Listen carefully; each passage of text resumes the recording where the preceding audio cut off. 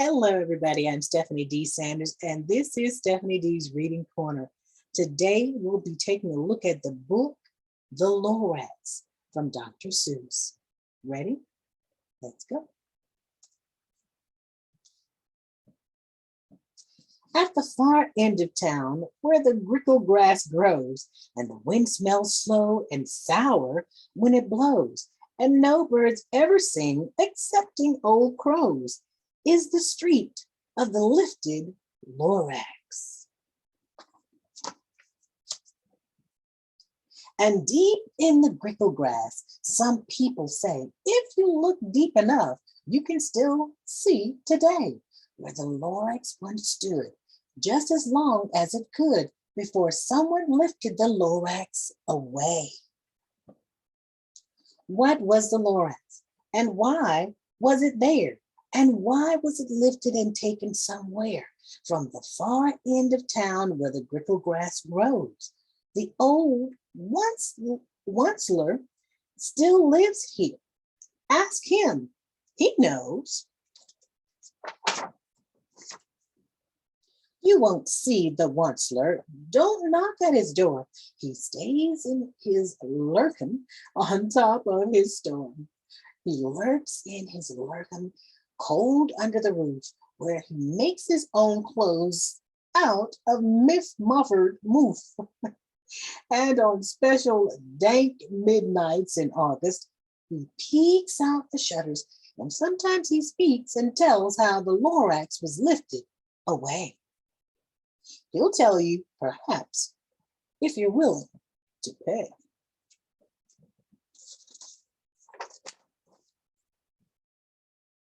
On the end of a rope, he lets down a tin pail, and you have to toss in 15 cents and a nail, and the shell of a great-great-great-grandfather snail. Then he pulls up the pail, makes a most careful count to see if you paid him the proper amount. Then he hides what you paid him away in his snub, his secret strange hold in his rubberless glove. Then he grunts, I will call you by whisper my phone, for the secrets I tell are for your ears alone. Slup. Down slups the whisper my phone to your ear, and the old onceler whispers are not yet clear, since they have to come down through a snarly hose, and he sounds as if he had smallish bees up his nose. Now, I tell you, he says with his teeth sounding gray, how the LORAX got lifted and taken away. It all started way back, such a long, long time back.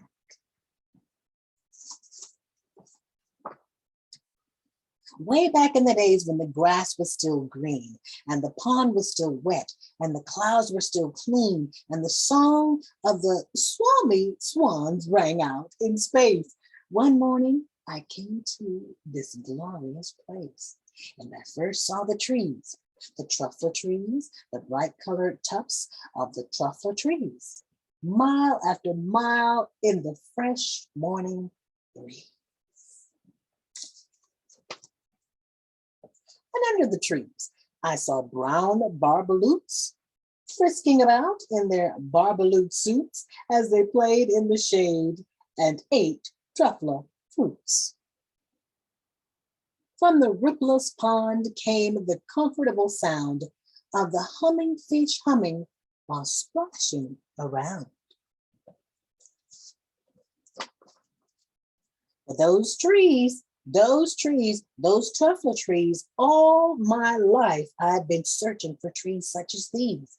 The touch of their tufts was much softer than silk, and they had the sweetest smell of fresh butterfly milk.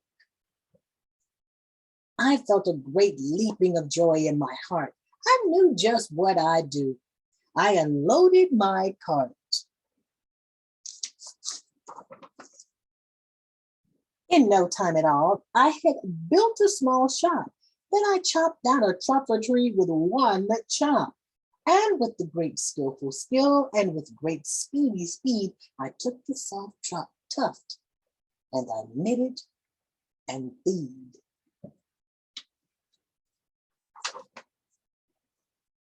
The instant I'd finished, I heard a gazoom. I looked. I saw something pop out of the stump of the tree I had chopped down. It was sort of a man. Describe him? That's hard. I don't know if I can. He was shortish, and oldish, and brownish, and mossy, and he spoke with a voice that was sharpish and bossy. Mister, he said with a sawdusty sneeze, I'm the LORAX. I speak for the trees. I speak for the trees have no tongues, and I'm asking you, sir, at the top of my lungs. He was very upset as he shouted and puffed, what's that thing you've made out of my truffle tuft?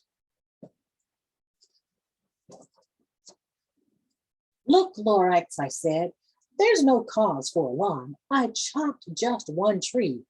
I'm doing no harm. I'm being quite useful. This thing is a sneed. A sneed's a fine something that all people need. It's a shirt, it's a sock, it's a glove, it's a hat, but it has other uses. Yes, far beyond that. You can use it for carpets, for pillows, for sheets, or curtains, for covers, for bicycle seats. The LORAX said, sir, you are crazy with greed. There is no one on earth who would buy that fool sneed. But the very next minute, I proved he was wrong. For just at that moment, a chap came along, and he thought that the sneed I had knitted was great. He happily bought it for $3.98. I laughed at the LORAX. You poor stupid guy. You never can tell what some people will buy. I repeat, cried the LORAX, I speak for the trees. I'm busy, I told him. Shut up, if you please. I rushed across the room and in no time at all, built a radio phone.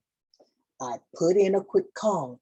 I called all my brothers and uncles and aunts and I said, listen here, there's a wonderful chance for a whole Onceler family to get mighty rich. Get over here fast. Take the road to the north niche. Turn left at the Weehawken, sharp right at the south stitch. And in no time at all, in the factory I built, the whole Onceler family was working full tilt.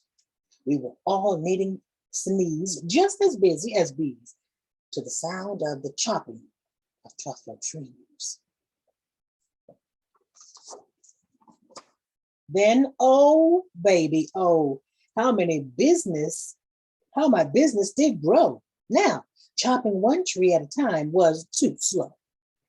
So I quickly invented my super axe hacker, which whacked off 4 truffle trees at one smacker.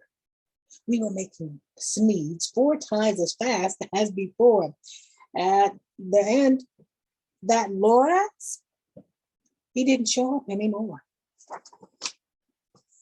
But the next week, he knocked on my new office door.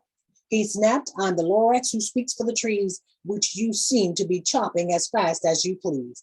But I am also in charge of the brown barbaloots who played in the shade in their barbaloot suits and happily lived eating truffle fruits. Now, thanks to your hacking my trees to the ground, there's not enough truffle fruit to go around, and my poor barbaloots are all getting the crummies.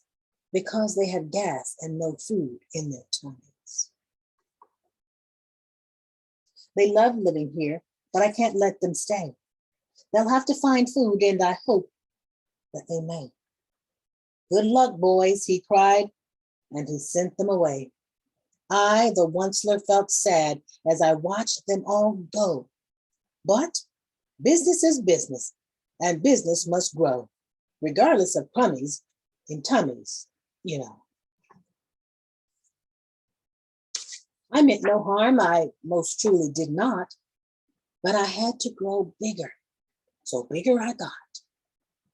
I biggered my factory, I biggered my roads, I biggered my wagons, I biggered my loads of the Smedes I shipped out. I was shipping them forth. I was shipping them forth to the south, to the east, to the west, to the north. I went right on biggering, selling more Smedes, and I biggered my money, which everyone needs. Then again, he came back.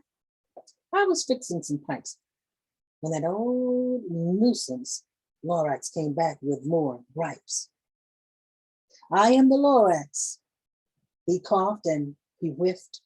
He sneezed, he snuffled. He snargled, he sniffed.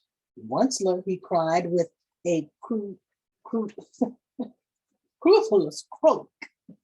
Onceler, you're making such smogglous smoke. My poor swoony swans, why, they can't sing a note. No one can sing who has small in his throat. And so, the LORAX, please pardon my cough. They cannot live here, so I'm sending them off. Where will they go? I don't hopefully know. They may have to fly for a month or a year to escape from the smog you smogged up around here. Once more, snapped the LORAX. His dander was up. Let me say a few words about Gluppity Glup. Your machinery chugs on day and night without stop, making Gluppity Glup. Also, Skloppity Sklop. And what do you do with this leftover goo?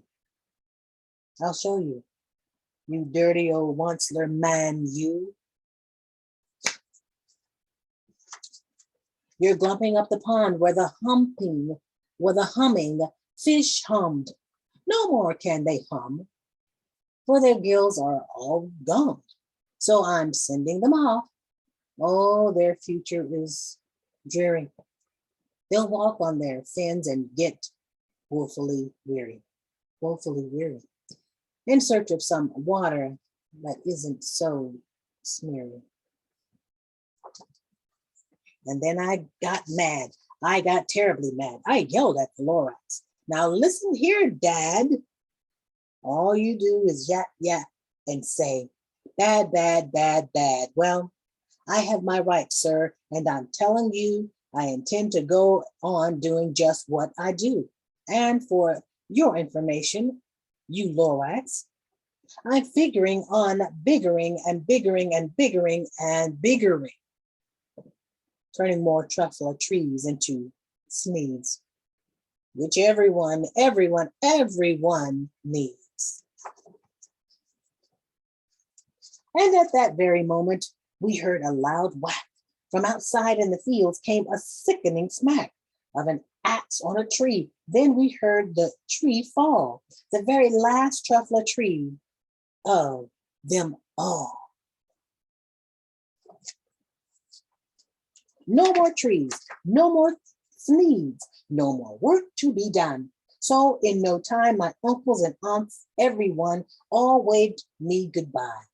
They jumped into my cars and drove away under the smoke-smuggered stars. Now all that was left, beneath the bad-smelling sky, was my big empty factory, the LORAX, and I.